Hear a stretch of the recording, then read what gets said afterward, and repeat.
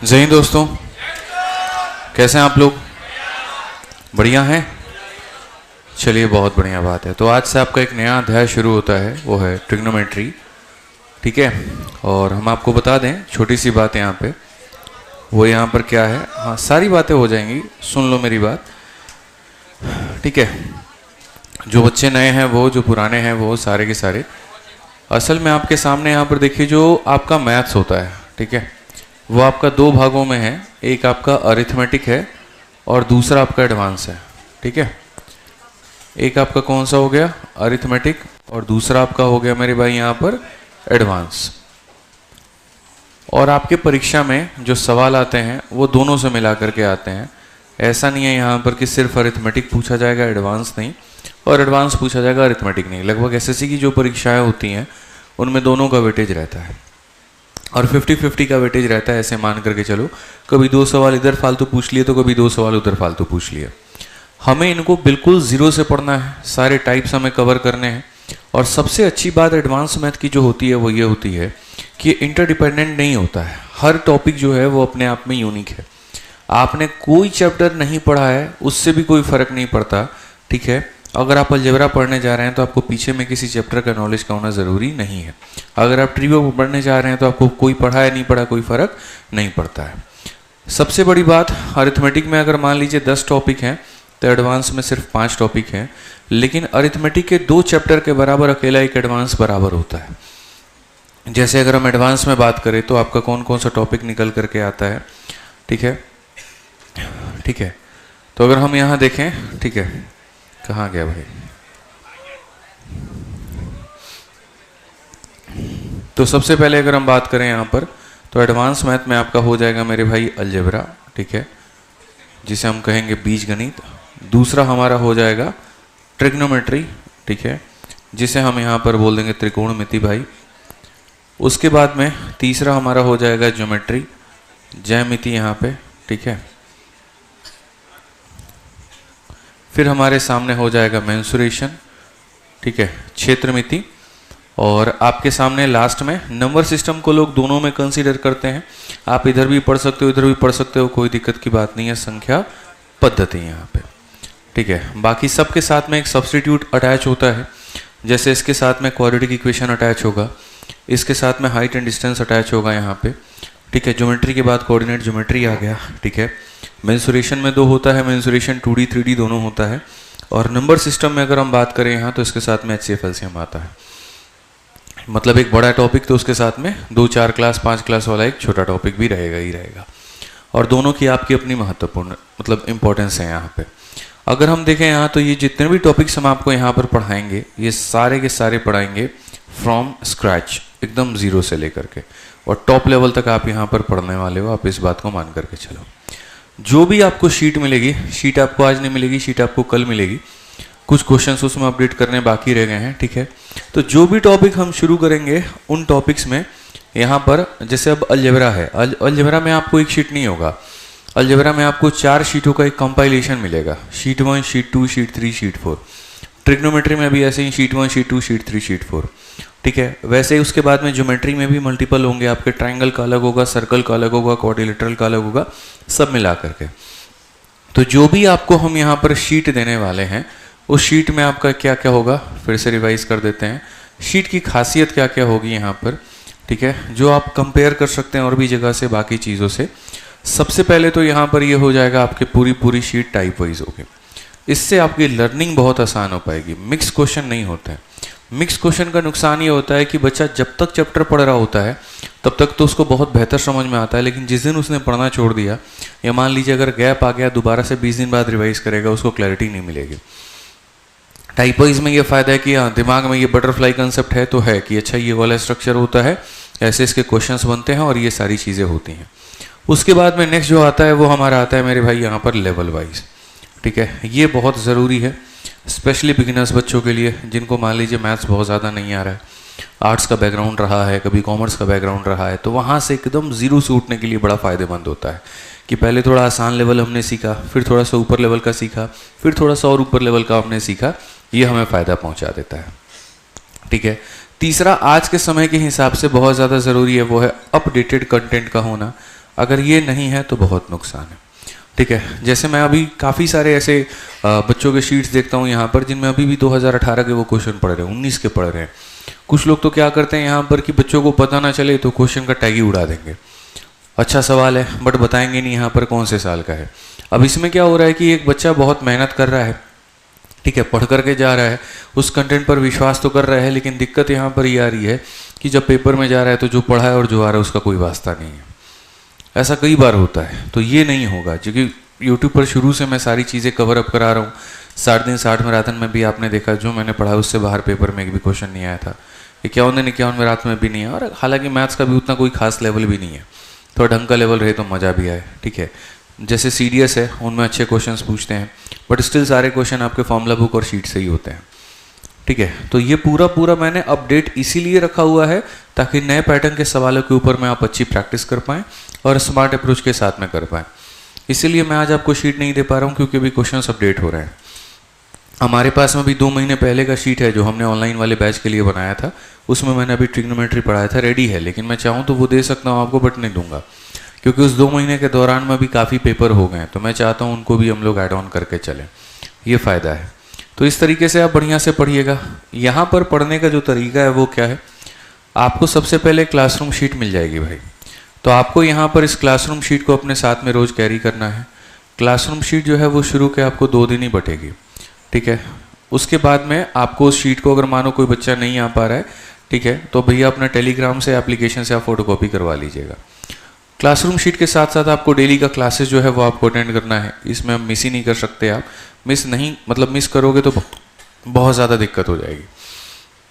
अगर किसी की यहाँ ऑफलाइन क्लास मिस हो जाती है इमरजेंसी में कहीं पर भी, तो उसकी ऑनलाइन भी क्लासेस चल रही होती है, तो जब आपका एडमिशन हो जाएगा, जब आपको आपका ID बैच मिल जाएगा, ठीक है, तो उसके बाद में आपको यहाँ पर इन क्लासेस के भी एक्सेस आपको मिल जाएंगे, ठीक है, इस बात का ध्यान रखिएगा। तो आपको यहाँ पर जो है क्लासेस दोनों मिलती हैं, ऑनलाइन प्लस ऑफलाइन दोनों हो जाता है। मेरे पढ़ाने के साथ साथ जो हम टाइप पढ़ाएंगे, आपको एक किताब मिलेगी SSC maths type wise admission के टाइम पर। एडमिशन के टाइम पर मैं आपको बता देता हूँ, थोड़ा सा रिकैप करा देता हूँ नए बच्चों को जिन्हें नहीं पता है क्या क्या चीज़ें आपको मिलने वाली हैं इस बैच के साथ में। एक तो आपको यहाँ पर की ऑफलाइन क्लासेस मिलेंगी, ठीक है, और ऑफलाइन के साथ साथ आपको वो क्लासेस सारी की सारी क्या मिलेगी, ऑनलाइन भी मिलेगी, ठीक है, कि आप उन क्लासेस को दोनों तरीके से देख पाएंगे। पढ़ने के बाद यहाँ पर प्रैक्टिस करने की ज़रूरत पड़ती है, तो प्रैक्टिस करने के लिए आपको SSC मैथ की किताब दी जाएगी कि जैसे जैसे हम यहाँ पर जो है क्लास में पढ़ा रहे हैं, मान लीजिए कि हमने यहाँ पर आज पढ़ाया नंबर सिस्टम में यूनिट डिजिट, मान लीजिए पढ़ाया, तो आपको यहाँ पर SSC मैथ से यूनिट डिजिट प्रैक्टिस करने को मिल गया। जिसे हिंदी में चाहिए वो हिंदी में ले सकता है ऑफिस से, जिसे इंग्लिश में चाहिए वो इंग्लिश में ले सकता है। आपको अभी एडमिशन के टाइम पर ही हमारा मेंस का बैच एक्टिवेट करके दे दिया जाएगा, ठीक है, इसकी अभी ज़रूरत आपको नहीं पड़ेगी, आप टेंशन मत लीजिए यहाँ पे। और मेंस के बैच के साथ में आपको मेंस की किताब जो है वो भी आपको मिल जाएगी। मेंस का बैच और मेंस का बुक स्पेशली इसीलिए दिया जाएगा, जो बच्चा कैपेबल है, जिसको लग रहा है कि हाँ भाई मैं बहुत टफ लेवल के क्वेश्चंस को भी लगा सकता हूँ, थोड़े इरेलीवेंट क्वेश्चंस को भी मैं जा सकता हूँ यहाँ पे, तो कोई दिक्कत की बात नहीं है, आप यहाँ पर चले जाएँ। बट मेरा सजेशन अभी के लिए ये नहीं रहेगा। जब आपका आराम से 2 से 3 महीना जो है आपके कोचिंग के साथ में सिंक्रोनाइजेशन बैठ जाता है, मेरी क्लासेस के साथ में आपका सिंक्रोनाइजेशन बैठ जाता है, तब उसके बाद में आप इस बैच और इस किताब का इस्तेमाल करें, उसके पहले आप इसको मत करें, ठीक है। नहीं तो आपको ऐसा लगेगा कि पता नहीं गणित कितना टफ है, कितना मुश्किल है। आप सिर्फ क्लास को कर लो और SSC मैथ को कर लो, अपने आप में यही इनफ है, इसकी ज़रूरत पड़ेगी ही नहीं, ठीक है, अभी तो बिल्कुल भी नहीं पढ़ने वाली है। बट एक्टिवेट करके आपको शुरू से दे दिया जाएगा, ठीक है, और उसके बाद में आप बाद में इसका फ़ायदा उठा सकते हैं, ये ध्यान रखिए। अब बात आती है हमारी टॉपिक को लेकर के, जो टॉपिक हम पढ़ने वाले हैं वो टॉपिक हमारा क्या है। तो टॉपिक का नाम हमारा है ट्रिग्नोमेट्री, त्रिकोणमिति। इसके बारे में थोड़ी सी बातों को आप समझ लीजिए, ठीक है, ट्रिग्नोमेट्री को, कि क्या क्या इसमें होता है, क्या क्या पूछा जाता है, कैसे कैसे क्या क्या है। ट्रिग्नोमेट्री में हमारे जो टाइप्स होते हैं, सबसे पहले ट्रिग्नोमेट्री का रेशियो होता है, ठीक है, फिर उसके बाद में यहाँ पर ट्रिग्नोमेट्री के वैल्यू के ऊपर में सवाल पूछा जाता है, फिर उसके बाद में मेरे भाई यहाँ पर आइडेंटिटी के ऊपर में पूछा जाता है, ठीक है, और फिर उसके बाद में यहाँ कॉम्प्लीमेंट्री, नॉन कॉम्प्लीमेंट्री और कुछ मिसलेनियस हमारे हो गए, इसके ऊपर में पूछा जाता है। काफ़ी सारे टाइप्स होते हैं, बट मेनली मैंने आपके सामने 4 टाइप रखे हुए हैं। और ऐसा नहीं है यहाँ पर कि क्वेश्चन अगर प्री में 4 सवाल आ रहे हैं तो एक ही टाइप से आ रहे, नहीं, ये गारंटेड है हर एक टाइप से आपका एक क्वेश्चन पूछेगा ही पूछेगा, आप इसको मिस कर ही नहीं सकते। इस टाइप का भी एक क्वेश्चन रहेगा, इसका भी रहेगा, इसका भी रहेगा, इसीलिए इसे मैंने 4 शीटें बनाई हैं कि एक शीट 1 से क्वेश्चन तुम्हारा फिक्स है पेपर में, एक शीट 2 से फिक्स है, एक शीट 3 से और एक शीट 4 से, ठीक है। तो प्रीलिम्स में जो आपका होगा 25 नंबर का, जो 25 क्वेश्चन आता है जो, उसमें से 4 क्वेश्चन आपके इन 4 शीटों में से एक होंगे। पूरा बायोलॉजी जितना तुम पढ़ लेते हो और एक सवाल आता है, खाली तुम यहाँ का एक शीट लगा लो, तुम्हारा उतना कंप्लीट है, इतना मान करके चलो। बायो और केमिस्ट्री का जितना तुम्हारा पूरा सिलेबस है उतना अकेले ट्रिग्नोमेट्री से क्वेश्चन पूछा जाता है। उनको पढ़ने में आपको लगता है 4 से 5 महीने, और यहाँ पर आपको इसको 20 से 25 दिन में ख़त्म कर देंगे, 20 से 25 क्लासेस में, समझ रहे हैं। तो मार्क्स को पीछे भागिए थोड़ा सा और बेहतर तरीके से पूरा फोकस्ड रहिएगा जब हम क्लास में पढ़ाएंगे। तो शुरू करते हैं। सबसे पहले ट्रिग्नोमेट्रिक रेशियो, तैयार है ना आप? चलिए, बहुत बढ़िया। क्या दिक्कत है भाई फिर? है?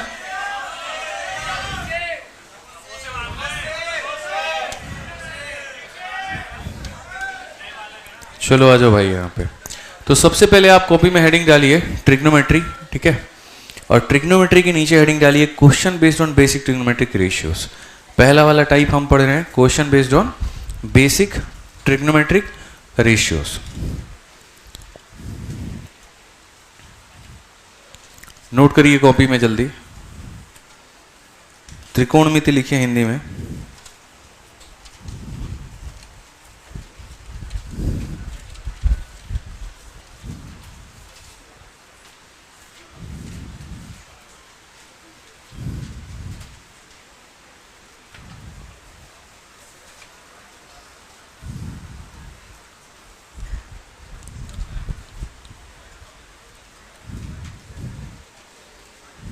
नोट किया आपने?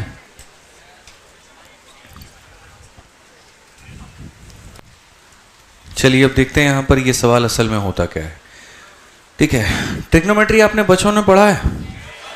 कितने लोगों ने बच्चों ने पढ़ा है? और बाकी याद नहीं है, भूल गए हैं?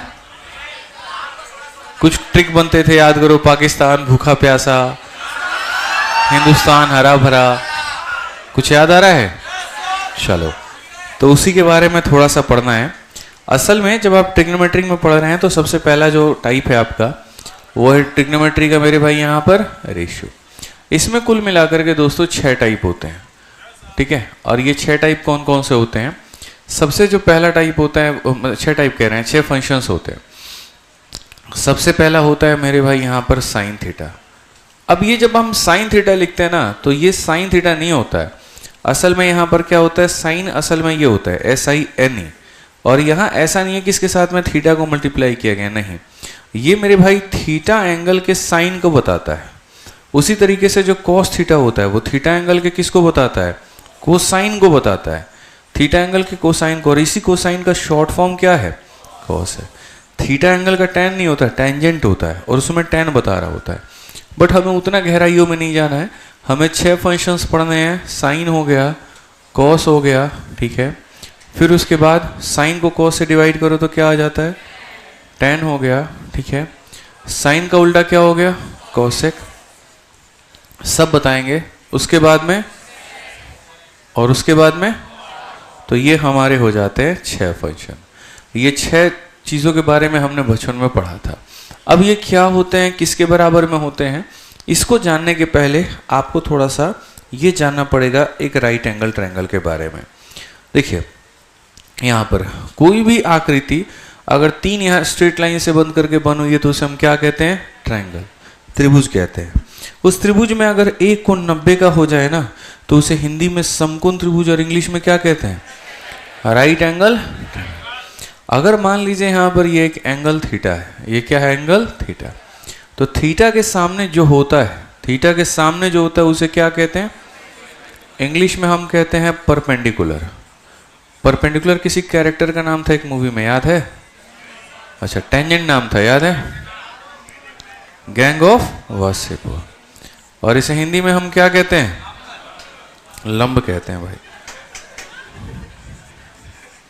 सही लिखा है कि गलत लिखा है पता नहीं, गलत लिखा है।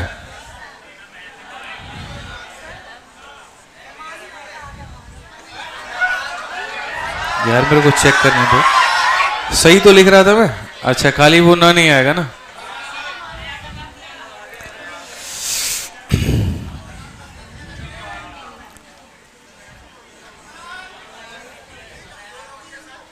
लंब हो गया।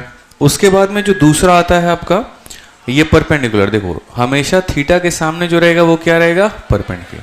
थीटा का जो यहाँ पर बॉटम रहेगा इसे हम क्या कहते हैं, इसे इंग्लिश में हम यहाँ पर बेस कहते हैं, याद रखिएगा, ठीक है। और हिंदी में क्या कहते हैं, आधार कहते हैं, ठीक है। और उसके बाद में 90 के सामने जो होता है इसे इंग्लिश में हमेशा क्या कहते हैं, हाइपोटेनस। और टेनस को टेन्यूज लिखा जाता है, पढ़ा जाता है हाइपोटेनस, लिखा जाता है टेन्यूज लेकिन पढ़ा जाता है हाइपोटेनस। और हिंदी में क्या कहते हैं, हिंदी में क्या कहते हैं, कर्ण कहते हैं, ये ध्यान रखिए। तो ये तीन चीजें हो गई, परपेंडिकुलर, बेस, हाइपोटेनस। अब अगर हम बात करें यहां पर ना, तो आप ऐसे मान करके चलो कि सर ये तीन चीजें हैं, तो क्या इनके बीच में आपस में कोई भी ऐसा रिलेशन है, ठीक है, कि सर हमने एक परपेंडिकुलर बना दिया, एक बेस बना दिया, एक हाइपोटेनस बना दिया, कोई तो रिलेशन होगा इनके बीच में, ठीक है। तो इनके बीच में जो रिलेशन है वो मेरे भाई यहाँ पर क्या है वो देखिए। पाइथागोरस नाम का एक व्यक्ति था, जानते हैं पाइथागोरस का थ्योरम, जानते हैं, नहीं जानते, चलिए बता देते हैं, ठीक है। तो सबसे पहले एक पाइथागोरस नाम का एक यहाँ पर मैथमेटिशियन था, और पाइथागोरस ने मेरे भाई यहाँ पर एक थ्योरम दिया था, ठीक है, पाइथागोरस थ्योरम। और वो थ्योरम मेरे भाई यहाँ पर क्या था पाइथागोरस का, तो उस थ्योरम के अनुसार भाई ने हमें ये बताया था इन्होंने कि सर ये जैसे परपेंडिकुलर है, आप इसे किसे डिनोट करो, पी से। जैसे सर ये बेस है, किसे डिनोट करो, और यहाँ पर ये हाइपोटेनस है, किसे डिनोट करो।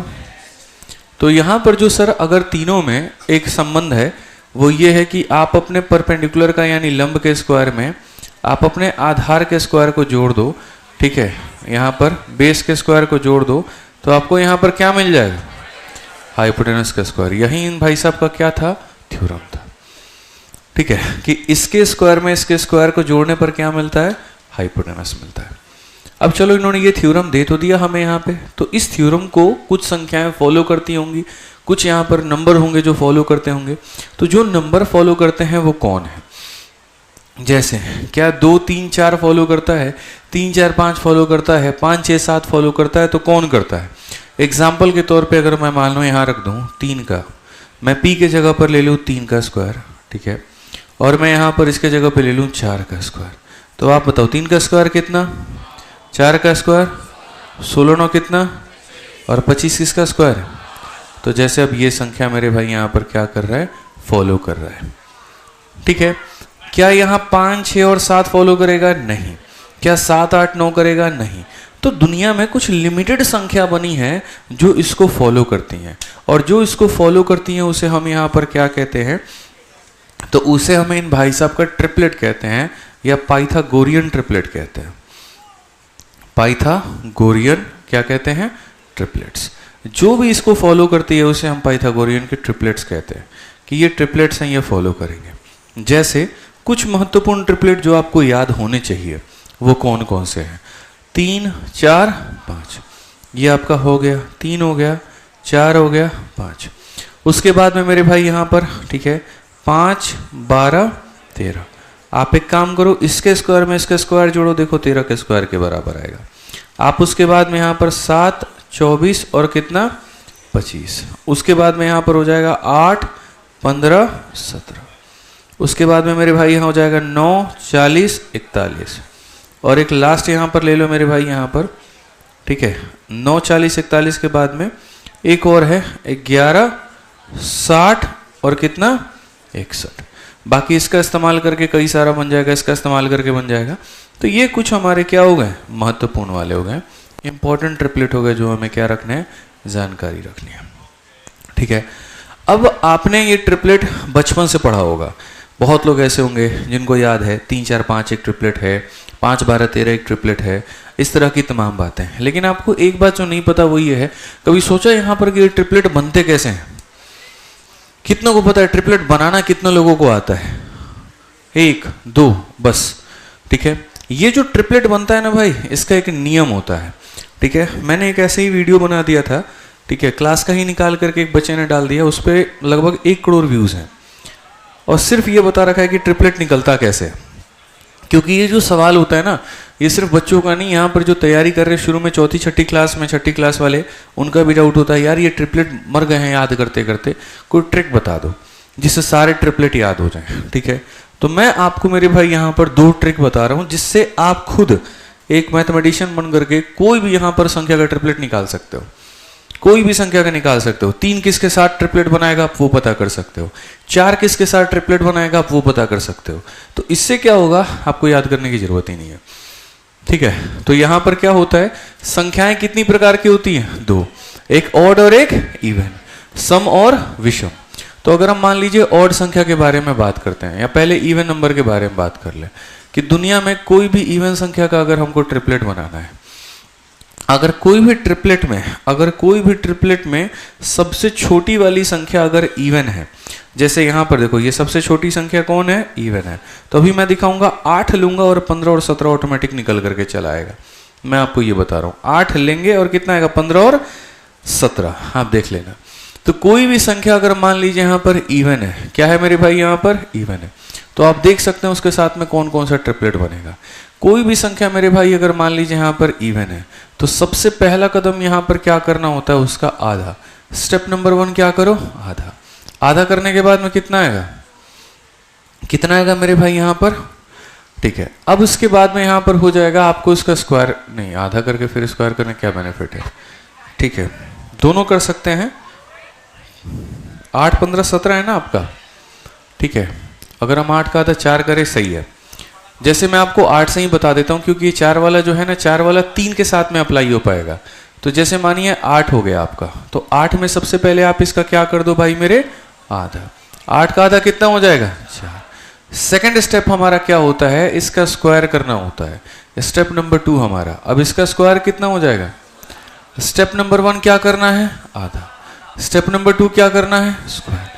अब स्टेप नंबर 3 मेरे भाई बस यहां पर इतना है कि आपको इसमें से यहां पर 1 माइनस करना है और 1 क्या करना है? प्लस। 16 में से 1 माइनस करेंगे तो क्या हो जाएगा? और 16 में 1 जोड़ देंगे, कितना हो जाएगा? अब देखिए आपका ट्रिपलेट कितना बन गया? 8 15 17। और यहां पर ये ट्रिपलेट कितना है? 8 15 17। अगर आपके मन में यहां पर यह है कि सर 6 किसके साथ में ट्रिपलेट बनाएगा मान लीजिए, या 10 किसके साथ में बनाएगा, तो सबसे पहले मेरे भाई यहां पर 6 का क्या हो जाएगा? आधा। 6 का आधा कितना होता है? स्टेप नंबर 1 हो गया। 3 का स्क्वायर कितना? 9। 9 में मेरे भाई 1 माइनस करो और 9 में यहां पर क्या करो? 1 जोड़ दो। 9 में 1 माइनस करोगे कितना? और 9 में 1 जोड़ दोगे कितना? 10।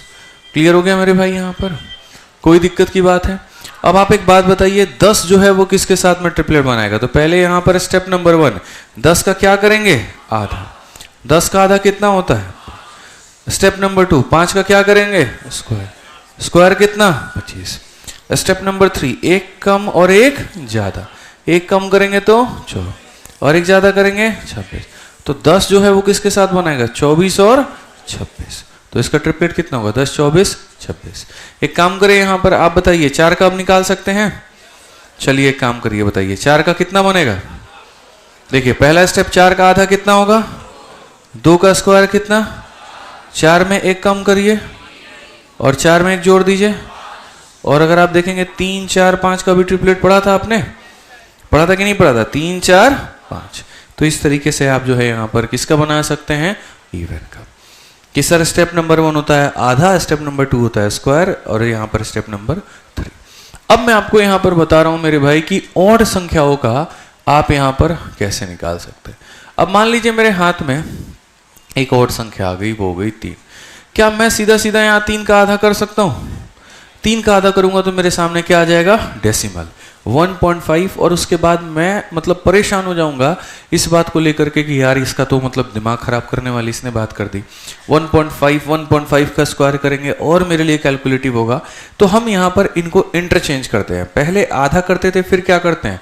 स्क्वायर। यहां पर मैंने कहा एक काम करो, पहले क्या कर लो? स्क्वायर। तो पहले यहां पर 3 का जो है वो हो जाएगा स्क्वायर, यानी कितना हो जाएगा? समझ में आ गया बात यहाँ पे। और अब कर लो मेरे भाई इसका आधा, तो अब 9 का आधा कितना हो जाएगा, 9 का आधा कितना हो जाएगा 4.5। ठीक है, अब यहां से मुझे क्या प्राप्त करना है, इंटीजर। तो इंटीजर प्राप्त करना है तो यहां से इंटीजर कैसे प्राप्त हो सकता है, इसमें से 0.5 घटा दो तो कितना 4, और 0.5 जोड़ दो तो कितना 5, बस हो गया 3 4 5। बस इंटरचेंज किया मैंने यहाँ पे, पहले मैं आधा करता था फिर स्क्वायर, वहां पर पहले मैंने स्क्वायर किया फिर मैंने क्या किया आधा। बस यहाँ इंटीजर प्राप्त करने के लिए 1 घटाओ और 1 जोड़ो, वहां इंटीजर प्राप्त करने के लिए 0.5 घटाओ और 0.5 जोड़ दो। बस इतना ध्यान रखो। आ जाओ, कोई एक और संख्या हम लोग लेते हैं। ठीक है, 3 के बाद में अगली संख्या क्या लेते हैं 5। अब आप एक बताइए, 5 का पहले आप क्या करेंगे स्क्वायर, तो 5 का स्क्वायर कितना 25 का फिर क्या करेंगे आधा, 25 का आधा कितना 12.5 में से यहाँ 0.5 कम कर दीजिए कितना 12.5 में 0.5 जोड़ दीजिए कितना। ठीक है, आइए 7 का मेरे भाई देखते हैं। 7 का स्क्वायर कितना 49 का आधा कितना 24.5, 24.5 में 0.5 कम कर दो 24 और 0.5 जोड़ दो 25। और क्या 7 24 25 आपने ट्रिपलेट नहीं पढ़ा है, 7 24 25 आपने पढ़ा है कि नहीं पढ़ा है। अभी देखो हम 9 40 41 भी निकाल करके आपको दिखाएंगे। अब आप 7 के बाद अगली संख्या क्या ले लीजिए 9 का दोस्तों स्क्वायर कितना होता है 81 का आधा कितना होता है 40.5, 0.5 घटाओ 40, 0.5 जोड़ो 41, 9 40 41। करेक्ट है कि नहीं है बताओ जल्दी, तो हो गया ना। तो आप दुनिया में अपने तरफ से यहां पर शिक्षित हैं, आप किसी भी ट्रिपलेट को निकाल सकते हैं। आप इवन का ट्रिपलेट निकाल सकते हैं और आप किसका निकाल सकते हैं ऑड का निकाल सकते हैं। कोई डाउट यहां पे, चलो भाई तो छापना शुरू करो फिर। अभी तो ट्रिग्नोमेट्री पढ़ा ही नहीं रहे, अभी तो बेसिक्स क्लियर कर रहे हैं। ठीक हो, तो भी पढ़ाना शुरू करेंगे कुछ देर में। फूफा छोड़ के गए थे तुम्हारे समोसे यहाँ पे हैं?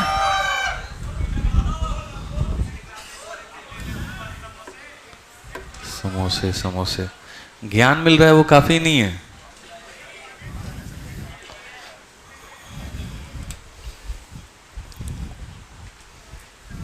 छापिए जल्दी छापिए।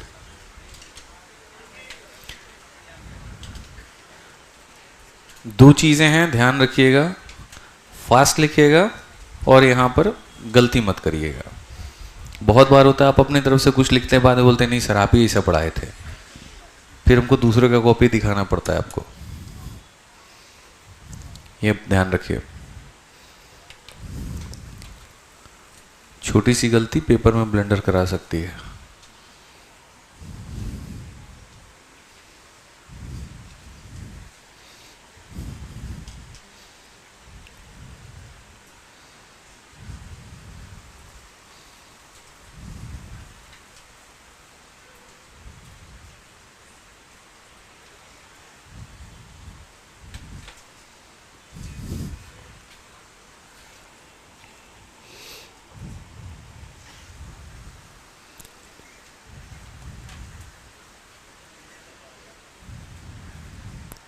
और अच्छे से कॉपी मेंटेन करके रखिए आप लोग।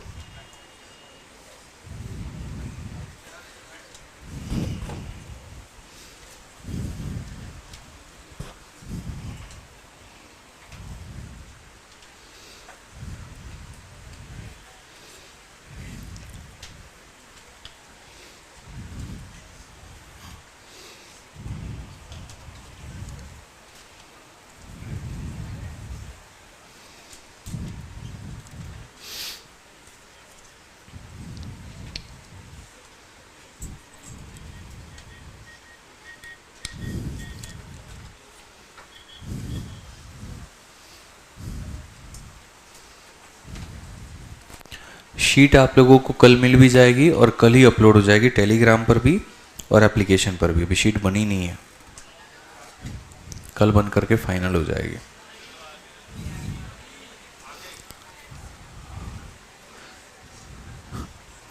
इतने सारे बैच हो जा रहे हैं ना ऑनलाइन, ऑनलाइन से लेके ऑफलाइन तक कई सारे शीट्स हो जाते हैं यार। मेरा ऐसा है कभी किसी बैच में शीट रिपीट नहीं करता हूँ मैं,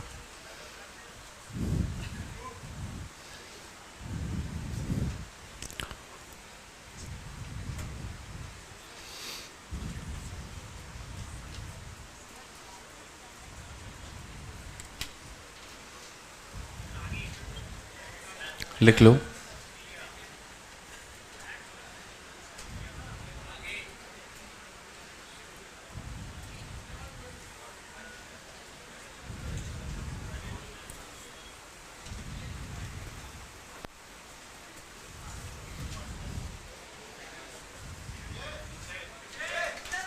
कितने लोगों का बाकी है भाई? फास्ट लिखो, फास्ट।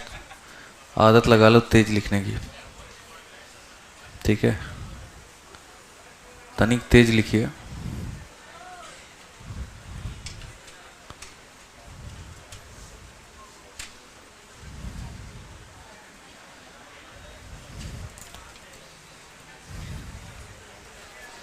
हो गया?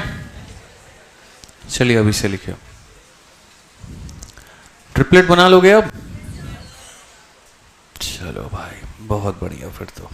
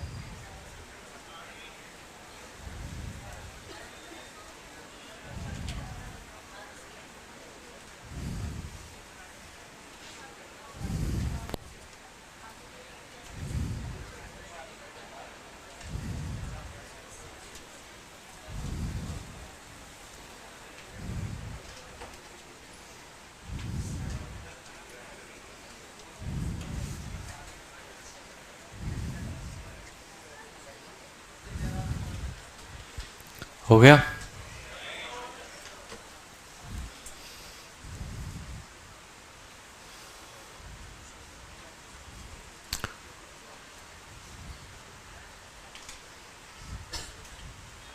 आगे बढ़े।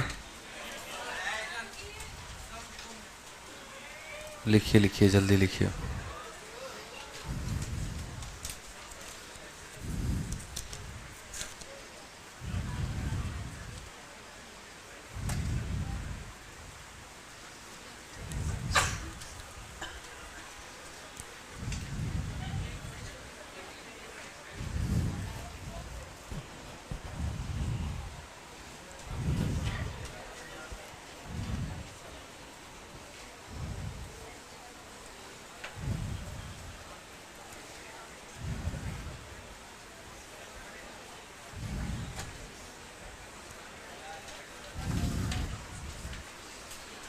आगे बढ़े भाई।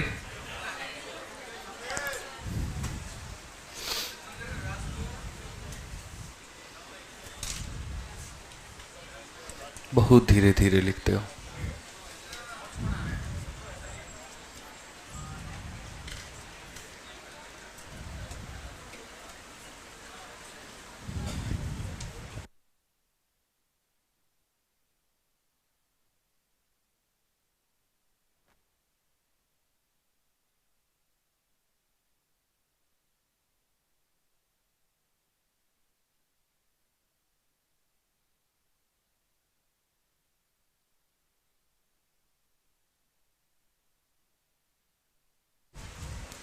आगे बढ़े। अब देखिए, मैंने आपको ट्रिपलेट यहाँ पर क्यों बताया, मैं बता रहा हूँ। ट्रिपलेट बताने का मेन जो पर्पस था यहाँ पर वो ये था कि आगे जब हमारे सवाल आएंगे ना यहाँ पे, तो उनमें हमारे ट्रिपलेट अगर याद रहें तो हम इसको जल्दी बना सकते हैं। नहीं तो बाकी लोगों की तरह हम भी यहाँ पर जो है वैल्यू निकालते घूमते फिरेंगे। कारण हम बता रहे हैं, आप ट्रिग्नोमेट्री पढ़ रहे हैं। ट्रिग्नोमेट्री में आपके 6 फंक्शन होते हैं। 6 फंक्शन कौन कौन से होते हैं? साइन कॉस ये सारा का सारा होता है। अब ये इसका रिलेशन यहाँ वो ट्रायंगल के साथ में क्या है, अब हम आपको यहाँ बताएंगे। जैसे पहले मैंने आपसे कहा साइन थीटा, फिर उसके बाद में आपने यहाँ पर पढ़ा सर कॉस थीटा, फिर उसके बाद में क्या हो जाएगा tan थीटा। ठीक है, अगर हम देखेंगे साइन के बाद नेक्स्ट हमारा क्या आ जाएगा बताओ, साइन के बाद में नेक्स्ट हमारा क्या आ जाएगा कोसेक, फिर उसके बाद में हमारा सेक, और अंत में हमारा क्या होता है कोट। ये 6 फंक्शन ऐसे हैं जो मेरे भाई आपके पूछेंगे पूरे ट्रिग्नोमेट्री में, यही है सब कुछ जो है। अगर हम यहाँ देखते हैं तो हमारे पास में ये हमारा त्रिभुज हो गया, ठीक है, राइट एंगल ट्रायंगल हो गया। हम यहाँ पर जो है थीटा एंगल लेंगे, देखिए यहाँ पे इस एंगल के सामने जो आता है वो परपेंडिकुलर है, ये हमारा क्या है बेस है, और ये हमारा क्या है हाइपोटेनस। तो असल में यहाँ पर क्या होता है, ये जो भी एंगल होते हैं, जैसे थीटा का साइन निकालना है, थीटा का कॉस निकालना है, थीटा का टैन निकालना है, थीटा का कॉसेक, थीटा का सेक, थीटा का कॉट, ये हर किसी की अपनी अपनी मेरे भाई यहाँ पर वैल्यू होती है। ठीक है, हर किसी का अपना अपना एक मान होता है, हम उसे कैसे कैलकुलेट करते हैं। अगर आपको साइन निकालना है मेरे भाई, तो आप अपने परपेंडिकुलर को किससे डिवाइड करो, हाइपोटेनस से। किससे डिवाइड करो, हाइपोटेनस। कॉस का मतलब क्या होता है, तो मेरे भाई बेस को किससे डिवाइड करो, हाइपोटेनस से। जो टेन थीटा होती है ना, ये टेन थीटा का जो निर्माण हुआ है वो साइन को कॉस से डिवाइड करने पर हुआ है। एक बार किसी ने सोचा यार अगर हम साइन को कॉस से डिवाइड करेंगे तो हमें क्या मिलेगा, तो साइन को कॉस से डिवाइड करोगे तो क्या मिलेगा। अब सारा साइन की वैल्यू बताना कितनी होती है, P अपॉन एच, और कॉस की वैल्यू कितनी होती है, B अपॉन एच। यहाँ से तुम्हारा H से H खत्म तो क्या हो जाएगा, P अपॉन में B हो जाएगा। समझ में आ गया बात यहाँ। तो इम्पोर्टेंट खाली साइन और कॉस होता है, इसको डिवाइड कर दोगे तो क्या बन जाएगा। अच्छा, अब ये कॉसेक क्या है, असल में ये साइन का क्या है, उल्टा। अगर हम साइन को उल्टा कर दे, साइन अपॉन 1 को 1 अपॉन साइन बना दे, तो 1 अपॉन साइन बना दे तो क्या बन जाएगा, कॉसेक। यानी इसका उल्टा P अपॉन एच का उल्टा H अपॉन क्या हो जाएगा, P हो जाएगा। वैसे ही मेरे भाई सेक किसका उल्टा है, कॉस का, इसका उल्टा कर दो मेरे भाई, तो यहाँ पर कॉस का उल्टा क्या हो जाएगा, 1 अपॉन कॉस, और 1 अपॉन कॉस का मतलब देखो B अपॉन एच का उल्टा क्या हो जाएगा, फिर H अपॉन। फिर हमारा कॉट है, कॉट हमारा किसका उल्टा है, टेन का। किसका उल्टा है, टेन का। तो अगर हम टेन को उल्टा कर देंगे यहाँ पर तो क्या हो जाएगा, तो टेन को उल्टा कर देंगे तो मेरे भाई यहाँ जो P अपॉन बी है वो क्या बन जाएगा, B अपॉन P। मैं फिर से रिपीट कर देता हूँ, इंपॉर्टेंट सिर्फ यहाँ पर 2 होता है। एक बार यहाँ परपेंडिकुलर को हाइपोटेनस से डिवाइड करना है तो वो साइन बन जाएगा, और बेस को हाइपोटेनस से डिवाइड करना है तो कॉस बन जाएगा। तो एक बन गया हमारा साइन, फिर बन गया हमारा कॉस। दोनों को डिवाइड कर दिया तो क्या बन गया, दोनों को डिवाइड कर दिया तो क्या बन गया, टेन। अब एक बार इसका उल्टा करो कोसेक, इसका उल्टा करो सेक, और इसका उल्टा करो कॉट। इस तरीके से करके हमारे ये पूरे फंक्शन जो हैं वो बने हैं। अब इसमें हम आपको बात याद कराते हैं, थोड़ा बचपन में आप लोग कैसे याद करते थे। तो एक हमारे सामने ट्रिक होता है, यहाँ पर 2 तरीके से याद कर सकते हैं, जैसे पंडित भोला प्रसाद, और यहाँ पर हो जाएगा मेरे भाई हरी हरी बोलिए। आप इस तरीके से कर सकते हैं, या पाकिस्तान भूखा प्यासा हिंदुस्तान हरा भरा, पाकिस्तान भूखा प्यासा हिंदुस्तान हरा भरा। अब ये वाला जो पार्ट होगा यहाँ पर P upon H, P upon H हमारा किसके बराबर, बहुत शानदार, क्या हो जाएगा, B को H से डिवाइड करेंगे तो क्या बन जाएगा, को, क्या बन जाएगा, को, और P को B से डिवाइड करेंगे तो क्या बन जाएगा, क्या बन जाएगा, जल्दी बताइए, 10 बन जाएगा। ये हमें यहाँ पर ध्यान रखना है। ठीक है, तो यहाँ पर पाकिस्तान भूखा प्यासा हिंदुस्तान हरा भरा, ये टेक्निक है हमारी, ये हम याद रखेंगे तो बड़े आसानी से कर पाएंगे। सर ये वाला पार्ट साइन होता है, ये वाला पार्ट कॉस होता है, और ये वाला पार्ट क्या होता है, टेन होता है, याद रहेगा। ठीक है, तो आप इसे नोट करिए। चलिए अब हम आएंगे असली सवाल पे।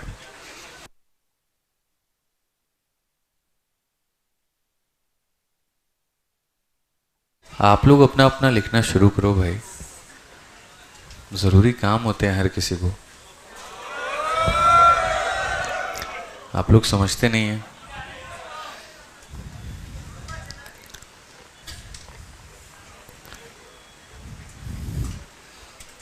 नोट करो जल्दी।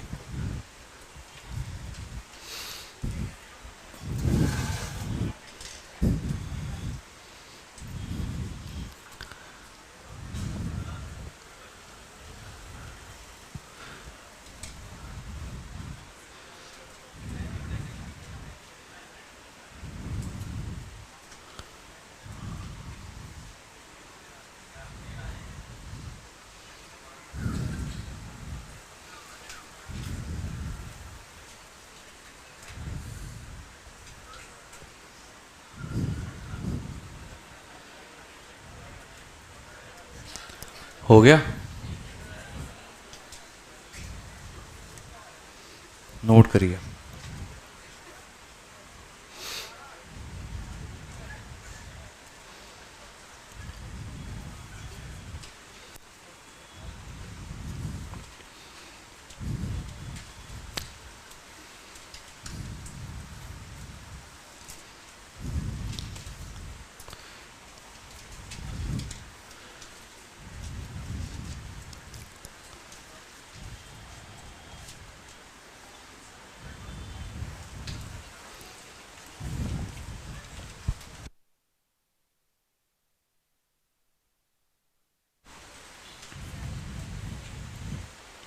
हो गया?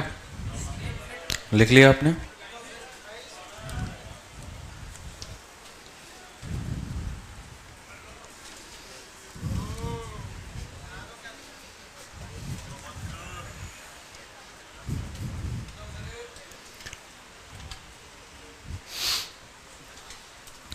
जल्दी नोट करिए।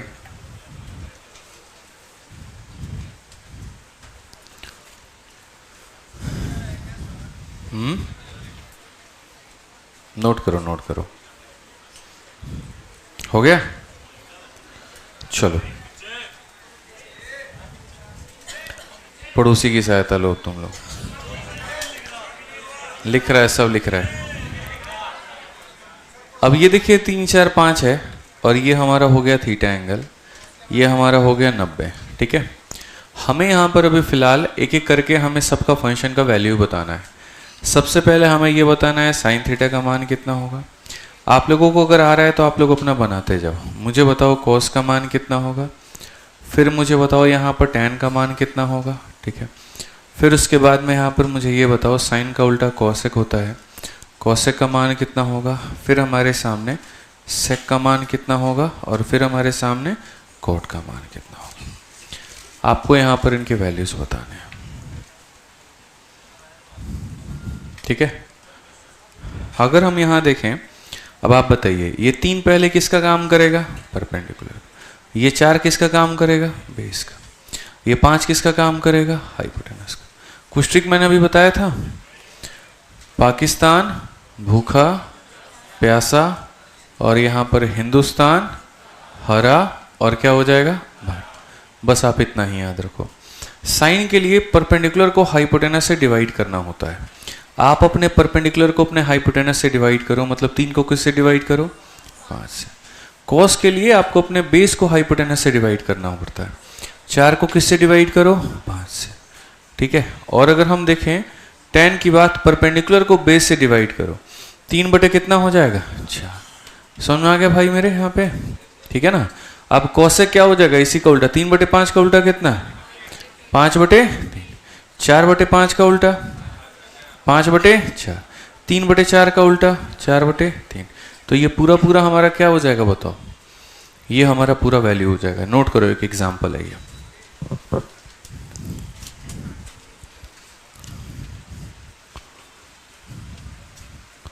अब उसके बाद हम चलेंगे सवाल पे। ठीक है, अब हम चलेंगे सीधा सीधा सवाल पे।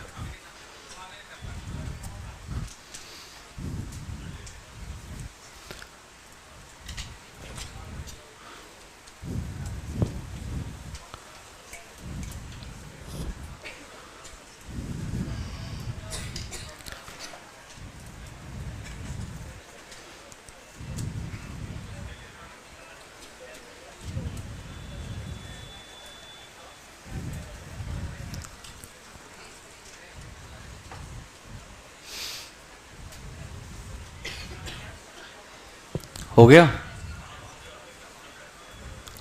आगे बढ़े।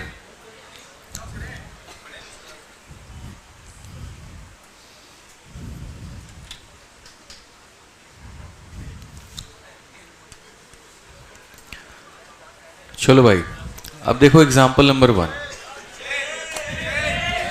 लिखो यार, तुम लोग आराम से लिखो। हाँ हाँ लिखो, आराम से लिखो, आराम से। नहीं, लिख लो पहले, आराम से लिख लो। लिखिए, सुकून से लिखिए। लिखना बहुत ज़रूरी है। कल का मैच वाकई में खतरनाक मैच था ना।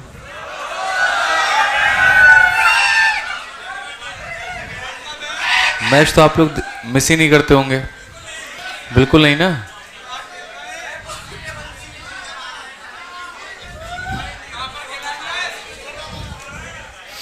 सत्रह बॉल में अर्धशतक और 35 बॉल में शतक।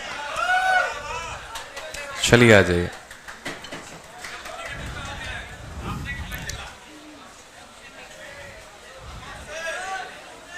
चलो यहां सवाल देखो। साइन थीटा का मान इतना है, ठीक है, तो कॉस और टेन का मान हमारा कितना होगा। मैं सबसे पहले यहां पर बता दूं कि आपको किस तरह के सवालों का सामना आप करना पड़ेगा। असल में एग्जामिनर क्या करेगा, कोई एक थीटा का मान ये दे देगा, कोई भी एक थीटा का मान दे देगा और आपसे यहाँ पर दूसरे तीसरे चौथे का बाकी का मान पूछेगा। जैसे इसमें यहाँ पर क्या कहा इसने, साइन का मान आपको दे दिया। अब जब आप इस सवाल में देख रहे हो, आपको दिख रहा है यार साइन का मान मेरे को दिया गया है, आप यहाँ पर उठा के लेके आओ उसको। आप लिखो यहाँ पर कि साइन थीटा का जो मान है जो तुमने दिया है वो कितना है मेरे भाई, 7/25। अब एक बात बताओ भाई, ये ऊपर वाला क्या होता है, परपेंडिकुलर। नीचे वाला क्या होता है, नीचे वाला क्या होता है, हाइपोटेनस। तो ये हमारा परपेंडिकुलर और ये हमारा क्या है, हाइपोटेनस। अब इसके आधार पर हमने क्या किया, हमने कहा जी ट्रायंगल बनाना बहुत जरूरी है। हमें हमारे पास में परपेंडिकुलर का पता है वो हमारे कितना है, 7। हमारे सामने हाइपोटेनस का पता है वो हमारा कितना है, 25। अब ये बताइए यहाँ पर कि ये जो बेस है आप इसको कैसे निकालेंगे। अब देखो, जिन बच्चे को ट्रिपलेट नहीं पता है वो यहाँ पर क्या करेगा, इसको x मानेगा। x मान करके कहेगा जी हमने ये पढ़ा, इसमें इसका स्क्वायर जोड़ने पर ये आता है, तो वो यहाँ करेगा 7 के स्क्वायर में x का स्क्वायर को जोड़ो तो 25 का स्क्वायर आएगा। फिर वो यहाँ 7 का स्क्वायर निकाल रहा है 49, ये निकाल रहा है x और ये हो रहा है 625। फिर जब आप जा करके मेरे भाई इसको उधर से माइनस करते हो तो 576 आता है, और जब आप रूट करते हो तो पता चलता है कितना आएगा, 24। आप इतना तमाशा कर रहे हो, तो जीवन में अगर सिलेक्शन लेना है तो ये घटियापना छोड़ना पड़ेगा, ये मैं बता रहा हूँ आपको। आपको छोटे छोटे तरीके आने चाहिए। जो ट्रिपलेट हमने आपको लिखवाया है उसको लिख करके अपने स्टडी टेबल पे चिपका लेना, ठीक है, उसको लिख करके स्टडी टेबल पे चिपका लेना, बहुत फायदा होगा वहां पर। जितने टाइम तक आपकी ये सारे ट्रिग्नोमेट्री चलेगा, जब जब यहाँ पर जो है आप पढ़ेंगे कोई भी सवाल, उसमें ट्रिपलेट का अगर यूज आएगा तो आपको उसको देख करके ही याद हो जाएगा। तो मैं अब आपको डायरेक्टली बोल रहा हूं, अब आप मुझे बताइए, अगर ये 7 है और ये 25 है तो ये कितना होगा, कितना होगा, ठीक है। अब इन्होंने हमसे किसका मान पूछा है, नहीं 10 का पूछा ना, कॉस और टेन।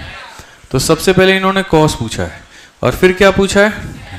अब आप मुझे एक बात बताओ, यहां पर याद कैसे होता है, यहां पर प्यारे, या देखो, पाकिस्तान भूखा प्यासा, हिंदुस्तान हरा, और क्या हो जाएगा, भरा। बेस को हाइपोटेनस से डिवाइड करना है, बेस को हाइपोटेनस से करना है, कितना हो जाएगा, 24/25। और उसके बाद में आप परपेंडिकुलर को बेस से करना है 7/24। अब देखो, ये एक तरीका था सवाल को सॉल्व करने का। कौन सा ऑप्शन है आपके सामने, देवसेना है ना, ठीक है, डी फॉर देवसेना। अब मैं आपको बता रहा हूं यहां पर कि मान लीजिए आपने इस क्वेश्चन को बनाया, कोई बच्चा ऐसा होता जो इस सवाल को मान लीजिए नहीं बनाता, वो ये बोलता है यार मूड नहीं है मेरे को, है ना, ये ट्रिपलेट का मान मुझे नॉलेज ही नहीं है। उसके दिमाग में क्या चल रहा है, मैं सिर्फ ये पूछना चाहता हूँ, देखो तुम्हें दिया क्या गया है और तुमसे पूछा क्या गया है। तो मैं ये बोलता कि देखो थोड़ा सा है ना ध्यान रखना जरूरी है बहुत। आप अगर सही तरीके से देखें, आपको क्या दिया गया, साइन में परपेंडिकुलर का मान और यहाँ हाइपोटेनस का मान। अब जैसे तुम कॉस निकालोगे टेन निकालोगे, तो मुझे एक बात बताओ, यहाँ पर P का मान कितना है, 7 है, और H का मान कितना है, 25। कौन ऐसा ऑप्शन है मेरे भाई यहाँ पर जहाँ पहले वाले के डिनोमिनेटर में 25 है और दूसरे वाले के डिनोमिनेटर में 7 है। पहले वाले के नीचे में 25 है, नहीं। पहले वाले के नीचे में 25 है, जी हाँ, लेकिन दूसरे वाले के ऊपर में 7 है, नहीं है। पहले वाले के नीचे में 25 है, नहीं। पहले वाले के नीचे में 25, दूसरे वाले के ऊपर में 7 ही है आंसर। समझ गए? तो हमें यहाँ पर जो है ना सिर्फ एक स्टूडेंट वाली अप्रोच रखनी है कि जी हमने बना दिया, बिल्कुल भी नहीं भाई साहब, यहाँ पर बाज वाली नज़र होनी चाहिए पेपर में, ठीक है। यहाँ पर जितना नज़र जो है आपका एक तरीके से सवाल पर होगा, उतना ही नज़र किसके ऊपर में होगा, ऑप्शन। मैं मानता हूँ क्या पता कोई एक ऐसा ट्रिपलेट होता, क्या पता यहाँ 13 होता और यहाँ उसके साथ की बन रही ट्रिपलेट होती, जिसका आपको आभास नहीं होता, जिसका आपको नॉलेज नहीं होता। आप उस केस में कैसे करते? आप बोलते हमको पता है मेरा लंब का मान कितना है 7 और कर्ण का मान कितना है 25, तो पक्का कर्ण का मान कितना होगा। मैं कहता हूँ ऊपर में जो भी आए, मैं कहता हूँ यहाँ पर ऊपर में बेस का मुझे नहीं पता, तो कॉस का मान b/25 आना चाहिए, यानी नीचे में 25 आना चाहिए। इसमें नहीं मिला, इसमें नहीं मिला, इन दोनों में मिला, मैंने मान लिया। उसके बाद में tan का मान 7/b आना चाहिए, ऊपर में 7 नीचे में भी। क्या ऊपर में 7 है? नहीं है, तो ये भी आंसर नहीं है। क्या ऊपर में 7 है? हाँ जी है, तो बस बात खत्म। दूसरा एक और हिंट हो सकता है, जो इसके ऊपर में आएगा वहीं दूसरे के किस में आएगा, नीचे में।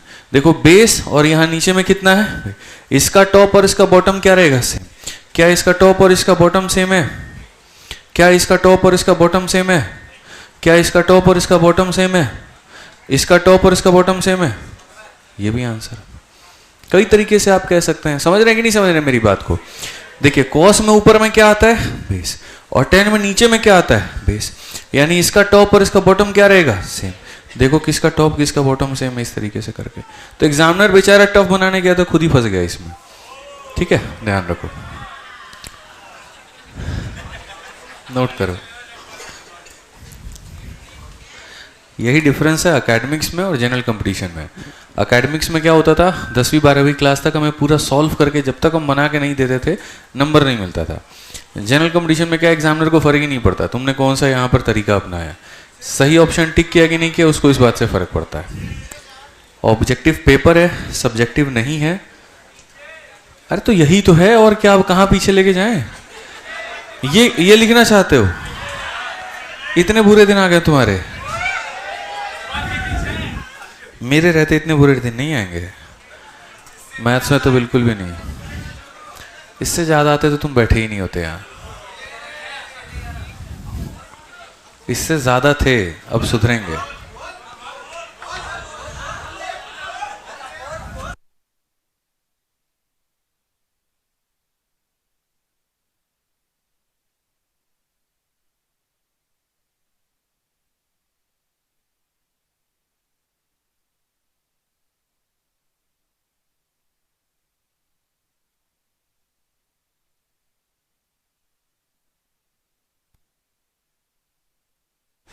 छाप लिया भाई? तो हमें सिर्फ सवाल बनाना नहीं है, हमें समझना है। समझ गए? इसको लिख लो, दूसरा वाला मैं तरीके से लिखवाऊंगा आपसे। ये हो गया।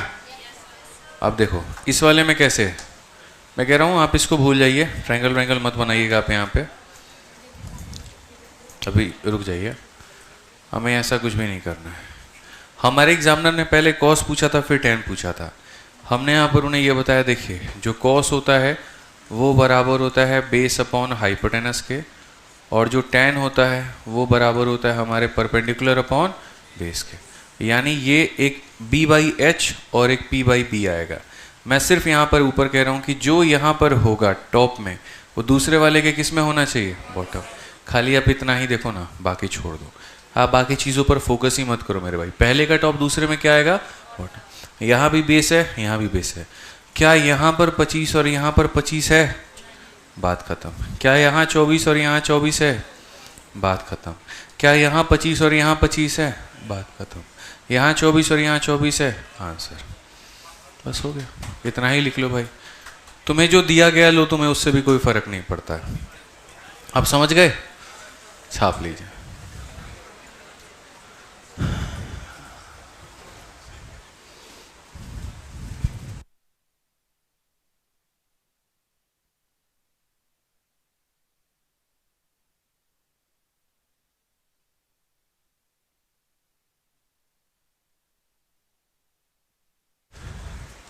जैसे आपका अभी मैथ्स का मेरे भाई यहाँ जो है आज डेमो है, ठीक है, तो वैसे ही आपके रीजनिंग का भी और आपके जीएस का भी दोनों का डेमो है, ठीक है।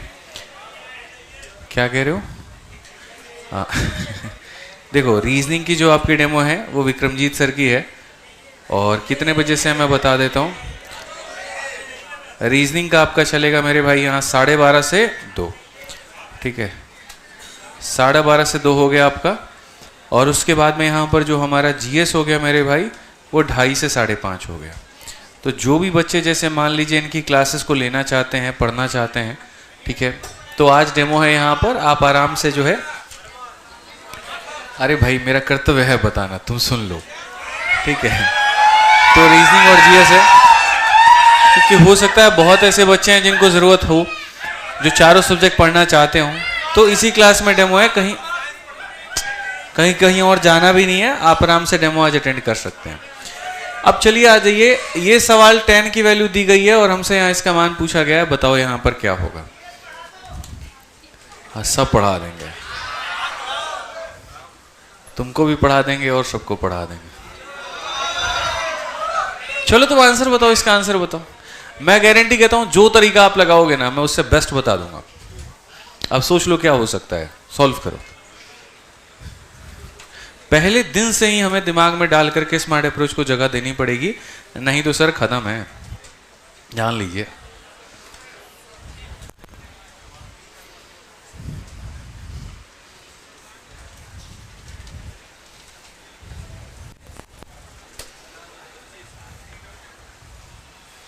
बनाओ, चलो बनाओ। कितने लोगों ने बना लिया? बोर्ड पर कौन आएगा? आ जाओ, आप आ जाओ।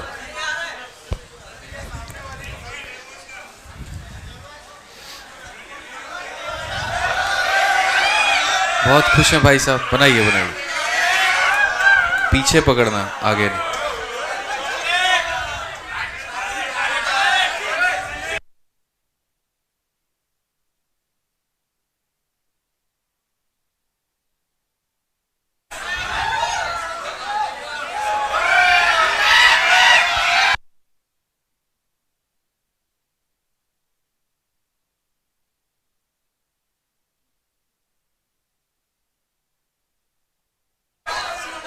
पढ़ लो भाई तुम लोग शांति से यार, काहे तबाही मचाए हो।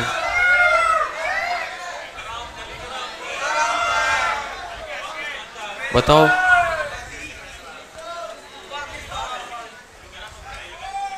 अरे ठीक है, बनाने दो।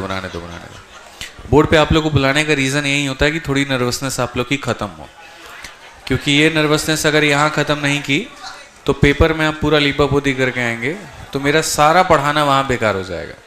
मैं नहीं चाहता हूँ यहाँ पर कि मैं आपके ऊपर इतनी मेहनत कर रहा हूँ और वो जा करके वहाँ वेस्ट हो जाए, ठीक है। तो हर तरह की चीज़ आपको सीखनी है।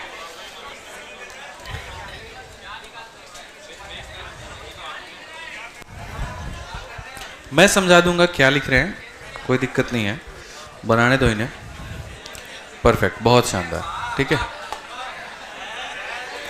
बहुत बढ़िया। अब देखिए जो कन्वेंशनल तरीका होता है, भाई साहब ने ये बनाया है, आप एक बार पढ़िए पहले। जैसे मैं थोड़ा सा एक्सप्लेन कर देता हूँ इन्होंने क्या किया है, लेकिन हमें क्या करना है। जैसे कोई दिक्कत की बात नहीं है, 10th अब बोर्ड पे देखो चुपचाप, अब पढ़ाऊँ तब शोर नहीं होना चाहिए, तो बहुत मार मारेंगे नहीं तो। tan थीटा का मान दिया गया है। tan में हमारा ऊपर में क्या होता है, परपेंडिकुलर, और नीचे हमारा क्या होता है, बेस। अब किसी ने मानो 2 और 5 यहाँ पर देखा, उसके दिमाग में यार यह है कि हम एक काम करते हैं, हम ट्रिपलेट बना लेते हैं, लेकिन ट्रिपलेट की यहाँ ज़रूरत है नहीं, बट हम बना लेते हैं, ठीक है। अब यहाँ पर चलो ट्रिपलेट रहने भी दो, कोई दिक्कत नहीं है। ये 10 बनाया आपने, आपके क्वेश्चन में जो पूछा गया है ना मेरे भाई, वो पूछा गया है सेक के स्क्वायर को आपको डिवाइड करना है किसके साथ में, कोसेक के स्क्वायर के साथ में। आप लोग मुझे ये बताइए सेक थीटा की वैल्यू क्या होती है। तो बोलेंगे सर देखो पाकिस्तान भूखा प्यासा और यहाँ पर हिंदुस्तान हरा भरा। अगर हम देखें यहाँ पर तो ये हमारा हो गया साइन, ये हमारा हो गया कॉस, और ये हमारा हो गया टेन। ऊपर से देखते हैं तो साइन दिखता है और नीचे से देखते हैं तो कॉसेक दिखता है, तो h/p क्या हो जाएगा, कॉसेक। यानी अगर आप मान लीजिए कॉसेक चाहिए तो h/p, यानी आप कह सकते हैं h का स्क्वायर अपॉन p का स्क्वायर। सर ऊपर से देखते हैं तो कॉस दिखता है और नीचे से h/p देखेंगे तो क्या दिखेगा, सेक दिखेगा। क्या दिखेगा, सेक। तो h/p, यानी यहाँ पर h का स्क्वायर अपॉन p का स्क्वायर। आज एक आपको तरीका बताते हैं, जब भी आपके सामने चार संख्या हो, a अपॉन बी को डिवाइड किया गया हो c अपॉन डी से, इसका याद रखना टॉप और बॉटम मल्टीप्लाई होगा और कहाँ पर होगा, ऊपर में। यानी यहाँ पर h के स्क्वायर को मल्टीप्लाई किया जाएगा किसके साथ में, और यहाँ पर बाकी ये जो बीच वाले हैं ये मल्टीप्लाई होंगे कहाँ पे, नीचे में। तो h के स्क्वायर को किसके साथ, b के स्क्वायर के साथ, ये इसके साथ में खत्म हो गया। अब ऊपर में किसका स्क्वायर बचा है, p का मान कितना है 2, तो 2 का स्क्वायर, नीचे में b का स्क्वायर, b का मान कितना है 6, तो यहाँ कितना हो जाएगा 25। आंसर कितना होगा, ऑप्शन नंबर बी। ये वो तरीका था जो आपने बनाया, बेसिक से बनाया, और मुझे भाई इसमें कोई दिक्कत की बात नहीं है, ठीक है। अब मैं बताता हूँ आपको क्या है, किसी भी चीज़ को देखने का अपना नज़रिया बदलो। और ट्रिग्नोमेट्री अगर पढ़ रहे हो ना, तो मैं आपको एक दिल से एक बात बता रहा हूँ, फ्रॉम द फर्स्ट डे, जिस बच्चे ने अपना खुद का अगर छोटा छोटा आइडेंटिटी नहीं बनाया, वो बाकियों के भीड़ में दब जाएगा। हर कदम पर आपको छोटी छोटी आइडेंटिटी बनानी होगी। जो बचपन में चीज़ें पढ़ाई गई थी उससे अलग हट करके आपको काम करना होगा। जैसे मैंने वहाँ पर बनाया ट्रिग्नोमेट्री में, खुद के काफ़ी सारे आइडेंटिटीज बनाया, और इसका मुझे फ़ायदा ये मिला कि जो बाकी लोग 40-45 सेकंड में सवाल को बनाने में समय लेते थे, मैं उसको 5 सेकंड में बना देता था। और बाद में उन्हीं आइडेंटिटीज को मैंने कंपाइल करके आपको फॉर्मूला बुक में दिया हुआ है। नहीं तो फॉर्मूला बुक के जो फॉर्मूले कभी सोचो आए कहाँ से वो सारा tan थीटा tan 60 माइनस। अब जैसे एक छोटा सा ही मैं आपको यहीं पर डेमो दिखा रहा हूँ। आपने अभी यहाँ पर पढ़ा tan थीटा का, देखो इस संख्या को निकालने के लिए आपने इतना पूरा लीपा पोती किया। मैं कह रहा हूँ भाई क्यों ना छोटी छोटी चीज़ों को हम यहाँ पर याद ही करके बैठ जाएं, और उससे हमें देखिए हमें कितना फ़ायदा मिलेगा, कितना एज मिलेगा, हर जगह पर मिलेगा। जैसे कि सबसे पहली बात मेरे दिमाग में ये पता होना चाहिए कि भाई मैं अगर यहाँ पर डिवाइड कर रहा हूँ, और किसको डिवाइड कर रहा हूँ, सेक को, और किसके साथ में, कॉसेक के साथ में। तो सेक को कॉसेक से डिवाइड करने में क्या मिलता है, पहले एक बार देखो। अब सेक थीटा जो होती है वो होती है हाइपोटेनस अपॉन बेस, और यहाँ पर ये क्या होता है, हाइपोटेनस अपॉन परपेंडिकुलर। अभी मैंने सिखाया ये दोनों टॉप में मल्टीप्लाई, ये दोनों बॉटम में मल्टीप्लाई, तो ये दोनों टॉप में मल्टीप्लाई तो क्या हो जाएगा h इंटू बी, और ये दोनों बॉटम में मल्टीप्लाई तो h इंटू बी। अब एक बात बताओ p अपॉन बी क्या होता है, तो मेरे भाई मैं सीधा सीधा आज आपको ट्रिक दे रहा हूँ कि सेक को कॉसेक से डिवाइड करने पर क्या मिलता है, सेक को कॉसेक से डिवाइड करने पर क्या मिलता है। तो भाई आप दो चीज़ें आइडेंटिटी तो मेरे से अभी ले लो।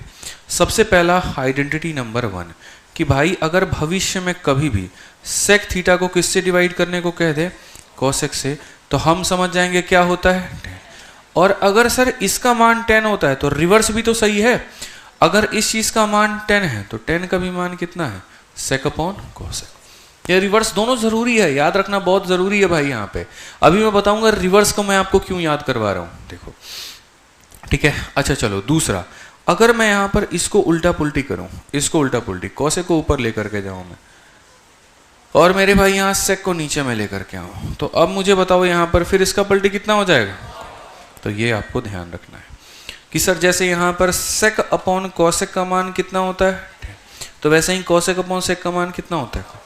अब इसका फायदा मेरे भाई यहाँ पर क्या होगा, ये जो क्वेश्चन जो आपने इस तरीके से बनाया, अब आपको इसको ऐसे नहीं बनाना है। अब थोड़ा नज़रिया बदलिए, ये सारी चीज़ों को बदलिए। अब आप बताइए मेरे भाई यहाँ पर इस सवाल में अगर हम यहाँ देखें तो हमसे यहाँ पर क्या पूछा गया, प्रैक्टिकली आप देखो सेक अपॉन कॉसेक का क्या पूछा गया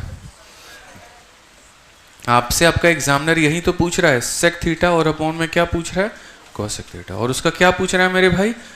अब पूरी दुनिया को पता है सेक अपॉन कॉसेक क्या होता है, जल्दी बताओ क्या होता है। और हमें 10 का क्या करना है, इसको 10 का मान है कितना, तो 2/5, 2 का स्क्वायर 4, 5 का स्क्वायर, कौन सा ऑप्शन है, आंसर। समझ में आ गया बात यहाँ पे। तो सीधा जो है हमें पता है कि ये इसके बराबर होता है, और इसका मान हमने यहाँ पे रख दिया।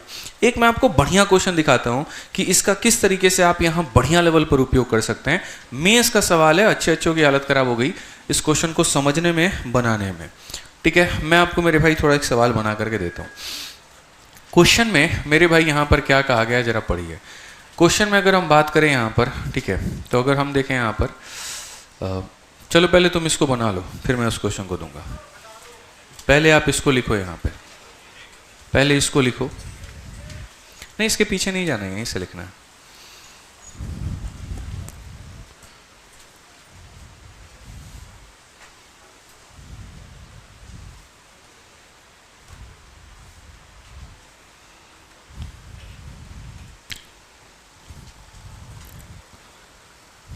फिर मैं आपको मेंस का वो क्वेश्चन लिख करके दूंगा अभी।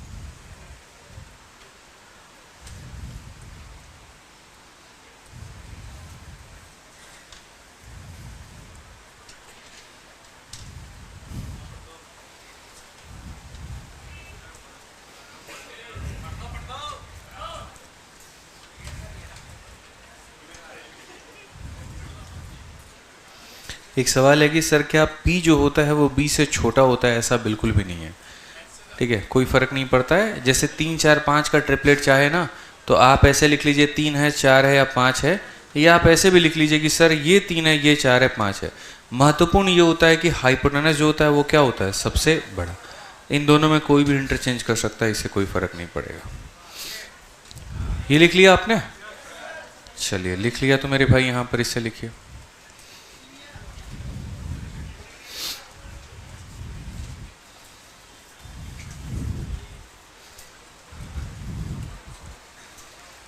एक बड़ा प्यारा सवाल है हमारे पास में, फिर हम आपको वो देंगे जल्दी।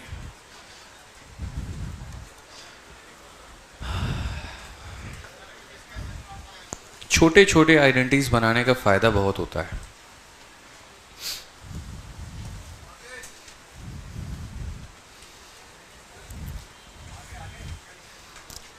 यूपी पुलिस में सिलेक्शन हो गया, अब सीजल की बारी है। हो गया? छाप लिया? जल्दी बताओ, दे सवाल। चलो, जो सवाल आया था पेपर में क्या आया था जरा देखो एक बार, देखते हैं कितने लोग इससे बना पाते हैं। tan a का मान मेरे भाई यहाँ पर दिया गया था 3/4, और जो क्वेश्चन में आपसे पूछा गया था वो ये पूछा गया था sec का क्यूब, ठीक है, और प्लस मेरे भाई यहाँ पर cosec का क्यूब, और डिवाइडेड बाई मेरे भाई यहाँ पर आप इसे लिख सकते हैं, या फिर एक काम करें हम, ठीक है, आप ऐसे लिखो यहाँ पे। दूसरा वाला क्वेश्चन देते हैं, दो अलग अलग शिफ्ट में था, कोसेक का स्क्वायर प्लस सेक का स्क्वायर और डिवाइडेड बाई मेरे भाई यहाँ पर कोसेक का स्क्वायर माइनस सेक का स्क्वायर। आपसे यहाँ पर यह सवाल पूछा गया था, बताइए कितना होगा, सॉल्व करके बताइए। चलिए बना के दिखाओ। चलो हल्का कर दिए ना, क्यूब था थोड़ा भारी हो जाता। 1 सेकंड का सवाल है यार। कितना आया? 1।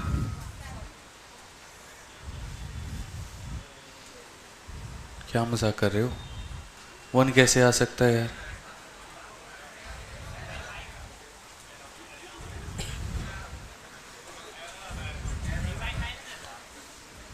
सही से बताओ।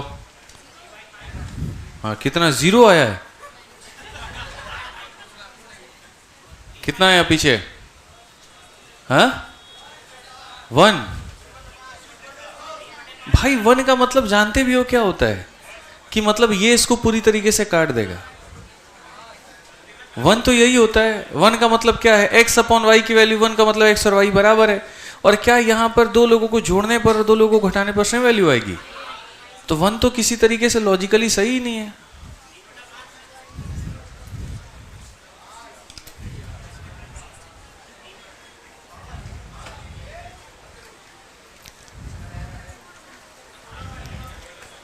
कितना आया?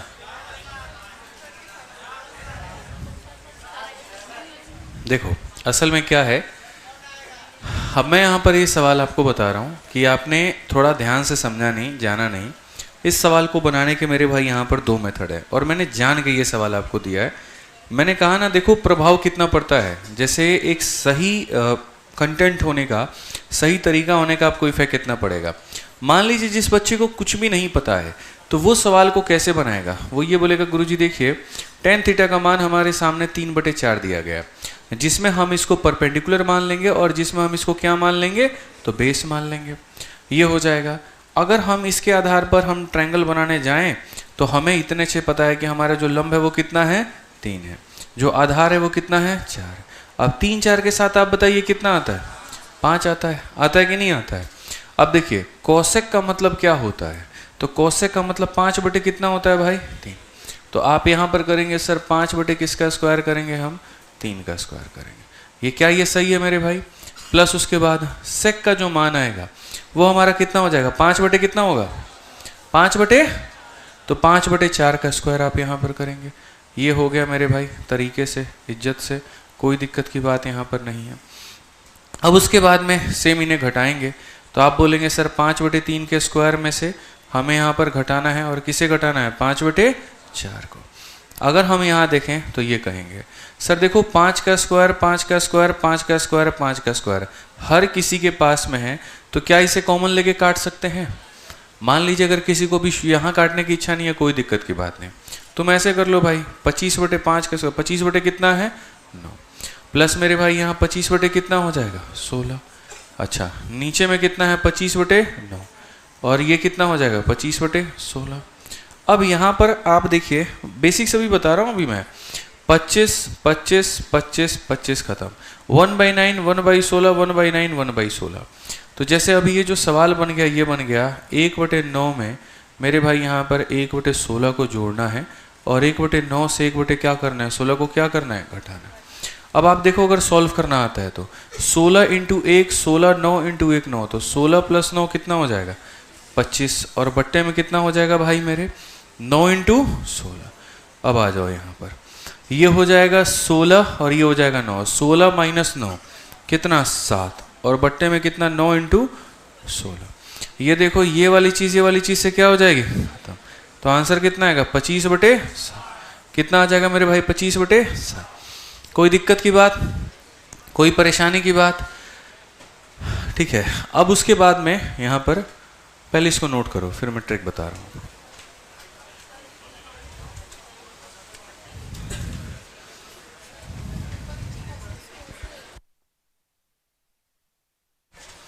आप इसको नोट करिए पहले।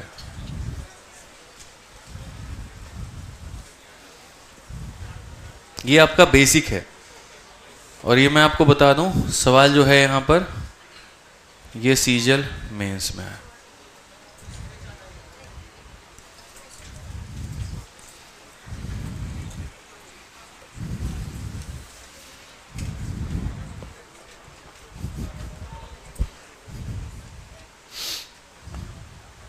बनाओ इसे।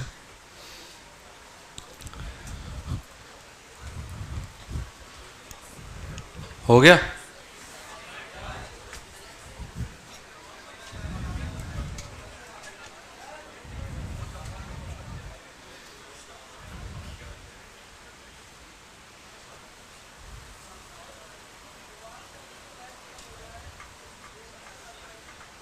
क्लास के बाद पूछ लेना। हो गया, बना लिया?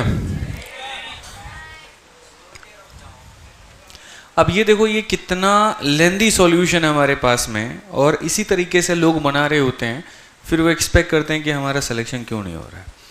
2-2 सालों तक 3-3 सालों तक इसी तरीके से पढ़ते रहेंगे, फिर बोलेंगे यार मॉक में मार्क्स नहीं बढ़ रहे हैं, सिलेक्शन नहीं हो रहा है, ये नहीं हो रहा है। जबकि हमें हमारे पढ़ने, सोचने, समझने, सबके नज़रिए को बदलने की आवश्यकता है।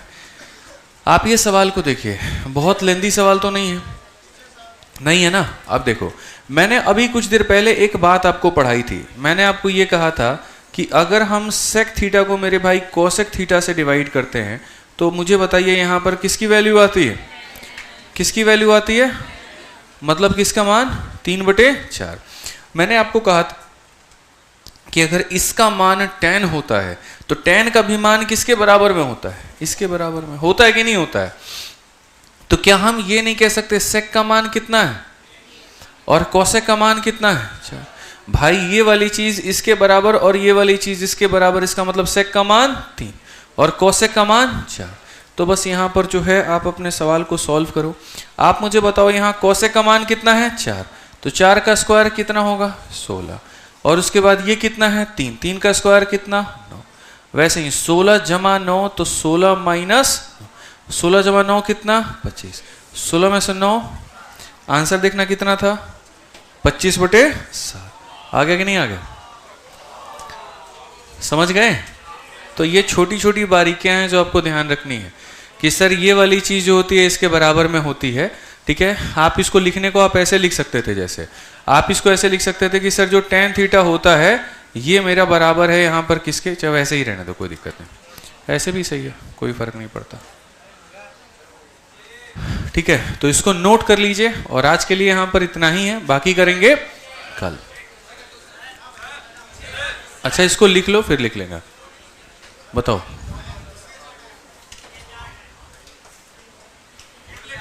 क्या है, लाइए।